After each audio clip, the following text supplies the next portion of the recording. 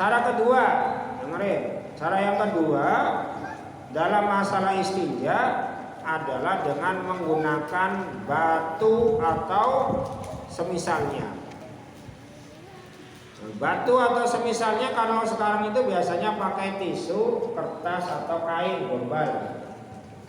Tapi syarat-syaratnya kalau dalam batunya itu harus kolik. Kolik itu artinya bisa membersihkan benda yang mau dibuat musab itu harus berbentuk sesuatu yang kira-kira bisa membersihkan najis. Makanya terus tidak boleh membahayakan. Jadi umpamanya pakai gelas seperti ini, umpamanya saya mau pakai ini botol, nggak boleh kalau pakai botol karena ketika diusap najis atau nya lah gampangnya tainya itu tidak terbawa kalis. Paham ya Bila ya? Beda ketika pakai gombal, pasti ketika ada kotoran atau contoh tai itu ya, seret, itu kan ke bawah. Ini syaratnya harus oli, terus keras, tidak boleh berbentuk lembek, gedang, ya nggak boleh. Saya pakai gedang, orang kaya, ya, tetap nggak boleh karena itu juga di samping lembek juga itu adalah perkara yang dimuliakan. Nah, kan yang dimuliakan itu bukan berarti harus berbentuk Quran, apalagi Quran. Makanan orang ataupun makanan hewan itu, hewan yang ternak ya, itu tidak boleh digunakan untuk istinja dengan menggunakan batu. Ini makanan saya orang kaya pakai roti, nggak boleh istinja pakai itu. Atau pakai tulisannya ayat-ayat kertas yang di situ ada tulisan, atau pakaian yang masih layak pakai itu juga nggak boleh. Pakaian yang masih layak pakai. Tapi kalau gombal memang sudah nggak kepakai, biasanya pakai serbet itu boleh. Ya, ini pertama tadi di alat ya batunya itu harus jelas. Terus yang kedua harus suci. Pertama harus bisa menghilangkan najis. Yang kedua tidak dimuliakan. Yang ketiga itu harus dalam keadaan suci terus kering. Suci terus kering. Terus perlu diperhatikan juga tidak boleh sesuatu yang membahayakan. Terus saya ini pakai pisau istinjanya, ya nggak boleh, bahaya, mau sunat maning, repot ya. Nggak boleh pakai, saya sih pakai, nggak boleh. Ini karena membahayakan. Tapi kalau kayu boleh, ya kan? Karena ini kan tajam kan bahaya, nanti sunat maning ya. Nah, ini belek, lubangnya jadi 2, repot. Nih, terus syaratnya lagi, diantaranya itu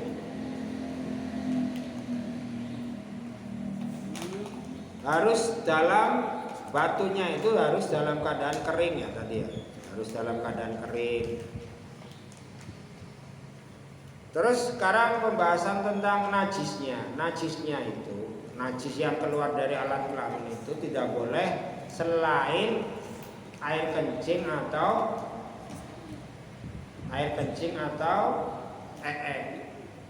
Kalau yang keluar itu darah, karena kadang ada orang kena penyakit ambeien berarti ya. Ini kan ketika mengeluarkan itu berkadang bercampur dengan darah. Ini kalau seperti itu atau memang murni darah yang keluar itu bukan kotoran itu tapi keluar darah dari alat kelaminnya, itu nanti tidak boleh pakai batu, harus pakai air. Umpamanya ada orang kencing darah, kena penyakit singa, raja singa, kan? Kencingnya apa? Keluarnya darah, bahaya. umpama itu nanti tidak boleh menggunakan batu atau semisalnya atau tisu, nggak boleh, harus pakai air. Harus pakai air. Terus najisnya itu harus tidak boleh pindah dari tempat keluarnya. Maksudnya apa? Umpamanya ada orang kencing terus kencingnya itu kena kaki, umpamanya kan, lagi kencing malah nyiprat maring sikil, umpamanya. Nah ini nanti yang di kaki ini tidak boleh pakai tisu, harus menggunakan air karena sudah pindah dari tempat keluarnya najis. Umpamanya ada orang punten, jadi nya itu mencret terus sampai akhirnya orang kerasa, akhirnya malah anak senang bokong-bokong, ya kan? Itu nanti yang dibokong itu tidak boleh pakai tisu dilap, nggak boleh, harus menggunakan air yang suci mensucikan. Terus ketika kita mau menggunakan batu atau tisu tadi, najisnya belum kering. Cara mudahnya itu ketika sudah tuntas langsung pakai tisu. Gak boleh umpamanya kita kencing, setelah itu ceboknya di rumah pakai tisu. Gak boleh, kenapa? Karena tadi sudah kering. Ini sudah kering. Dan juga alat kelaminnya itu belum kena air. Kalau sudah kena air, walaupun sedikit ini tidak boleh pakai tisu. Terus diperhatikan alat yang digunakan untuk mengusap itu,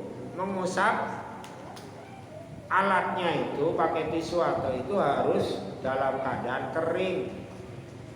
Makanya kalau ada orang cebok walaupun pakai bayi, ini kan bayi, walaupun bayi ada bayi terus dilap pakai tisu, itu tidak boleh tisu yang basah, harus tisu kering. Kalau di supermarket itu kan ada tisu basah, malah biasanya untuk nyeboki bayi yang setelah tadi.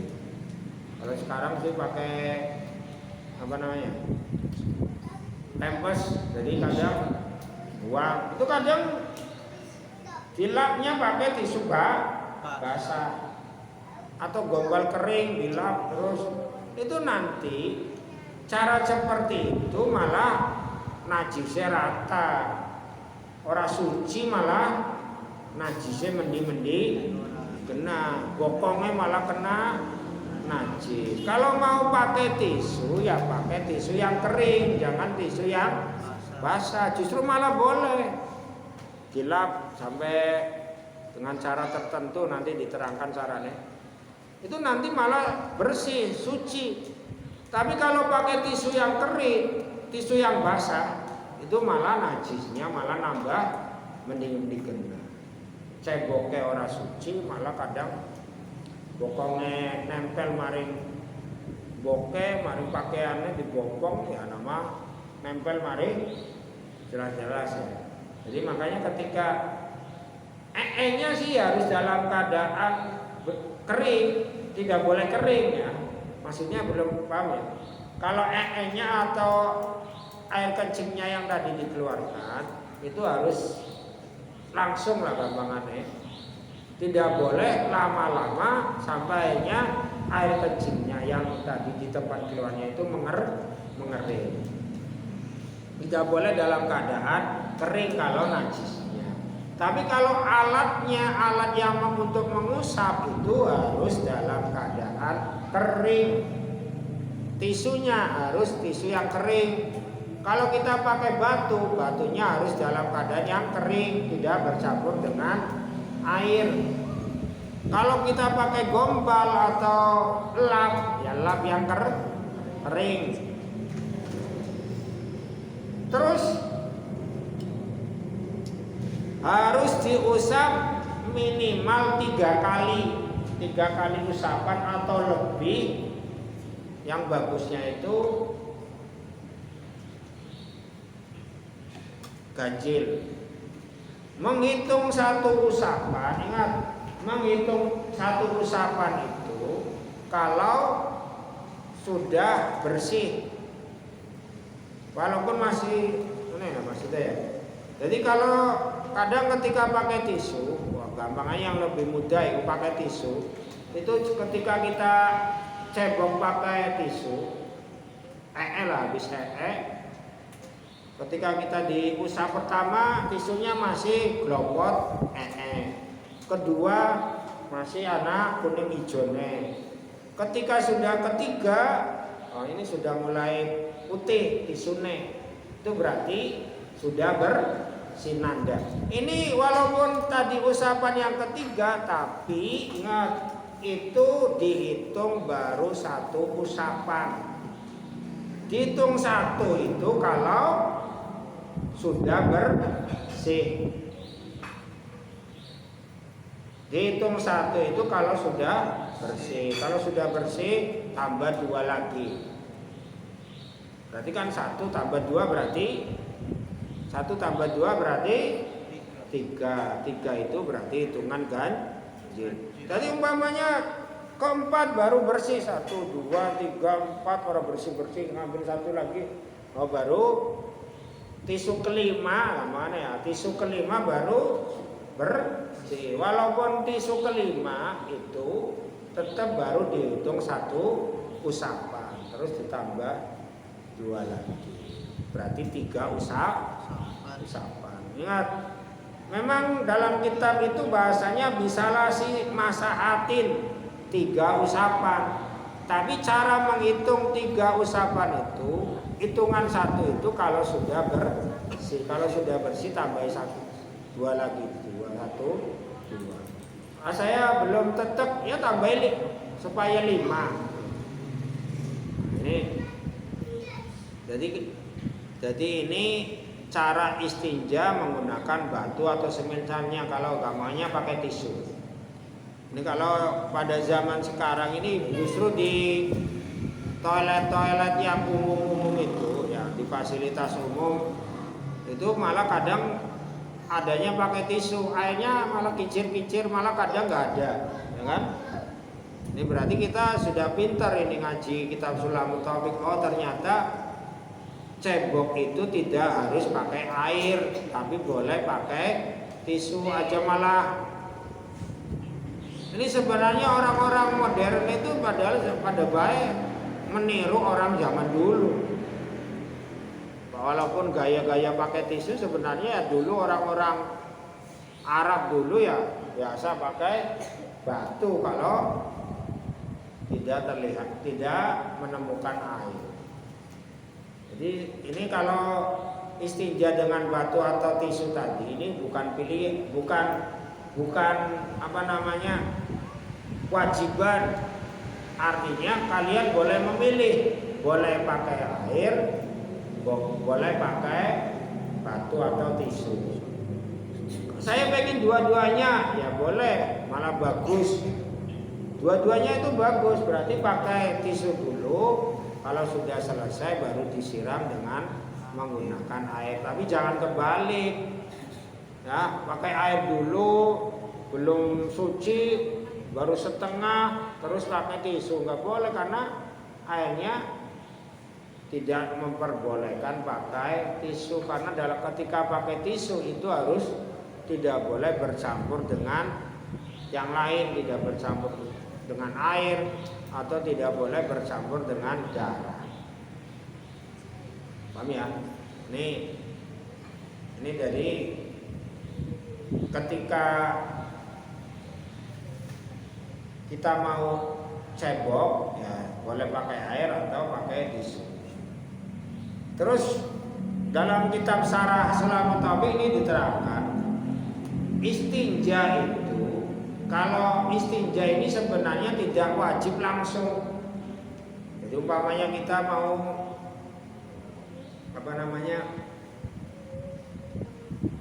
kita jam 6 umpamanya ada Billy jam 6 Setelah itu karena keburu-buru sekolah nggak cebok langsung berangkat sekolah. Ini nggak apa-apa ya. Walaupun badek apa nggak apa-apa. Artinya tidak haram hukumnya. Wajibnya itu kalau mau melakukan ibadah yang di situ punya kewajiban suci dari najis di badannya, ya kan? Atau pakai pakaiannya. Terutama kalau mau sholat lah, baru wajib. Oh ini mau sholat duhur, ya baru wajib istinja. Artinya tidak wajib langsung cebok, boleh nanti. Atau saya cerita dulu ya. Saya ini rumah di Tegal itu, di waktu kecil itu di pinggir sungai. Mungkin di sini juga sama sebenarnya. Dulu ini ketika tahun-tahun 90-an, tahun 90-an itu ada beberapa orang yang di rumahnya tidak punya WC, ya kan? Tidak punya WC. Terus kalau mau itu mereka ini ke sungai. Di sungai itu ada bangunan kecil yang untuk tempat itu. Kalau di Bandasari itu bahasanya jumbleng. Kalau Jagapura apa, Mas Mambang namanya? Yang tempat pinggir kali, Simplung langsung itu namanya apa? Kobongan. Ini kalau mereka itu ke Kobongan itu, atau jumbleng, mereka itu diusap apa? Berarti terus pulang. Jadi ceboknya di rumah. Orang-orang lebu kali tidak masuk, artinya cebok di kali. Karena memang kalinya ya jelas kotor, tidak layak untuk digunakan untuk mandi atau bersuci lah, karena memang kalinya itu kali pembuangan. Ini artinya yang mereka lakukan itu artinya tidak melakukan keharaman. Kalau sekarang sih alhamdulillah rumah-rumah ini sudah mulai sadar, sudah punya pembuangan WC di rumahnya kan. Jadi enggak. Kalau orang-orang dulu itu parah-parah ya kadang. Ya kalau sekarang ya rada masih mungkin. Alhamdulillah. Jadi kalau kencing sih enggak terlalu banyak bau ya. Kadang di karang-karangnya orang itu kadang anak orang mendok. Ya kalau ayam lumayan. Tapi kalau mendoke wong kan kadang ada lagi. Makanya ini nggak boleh ya seperti itu dalam adabiyat tata krama buang hajat itu ya. Jangan jelas-jelas itu pekarangan orang atau tempat-tempat karang itu biasanya ada tumbuhan-tumbuhan yang berbuah, itu kan juga nggak boleh, ya kan? Ini dalam tata krama atau adabiyah qadail hajat. Apalagi jelas itu tempatnya orang, bukan atau itu adalah fasilitas umum, ini jalan raya pinggirnya buat pembuangan itu ya, itu jelas lah merugikan orang lain. Jadi alhamdulillah. Tapi kalau kita ini juga belajarnya harus dua ya. Belajar istinja pakai air, ya juga belajar istinja pakai tisu atau batu itu tadi. Karena suatu saat nanti mungkin kita menggunakan itu, ya. Makanya jangan bingung, risih. Wong syariat itu sudah ngatur, nggak usah risih-risian kalau memang pakai istinja menggunakan tisu. Tapi ingat tadi ya syarat-syaratnya. Kalau umpamanya pakai tisu yang sekarang ini yang lebih simpel itu harus dalam keadaan yang masih kering tisunya. jangan pakai tisu basah. Ini biasanya yang nyeboki anak-anak itu tadi ya. Kalau mau pengen bersih, ya pakai tisu yang kering dulu set, ya kan? Karena ingat suci gitu. Baru diulang dengan tisu yang basah. Kalau pengen oh ini karena tisu basah ini karena ini kan wis sebagai teknologi sudah ada antibakterinya kan. Kalau di tisu basah itu yang dijual-jual di supermarket itu. Jadi pakai tisu yang biasa saja yang kering 3 kali yang tadi caranya. Terus baru dilap dengan menggunakan tisu basah. Ini kan sudah selesai. Tapi kalau tisu basah terus dikeringkan pakai tisu yang kering, ya malah najisnya orang hilang.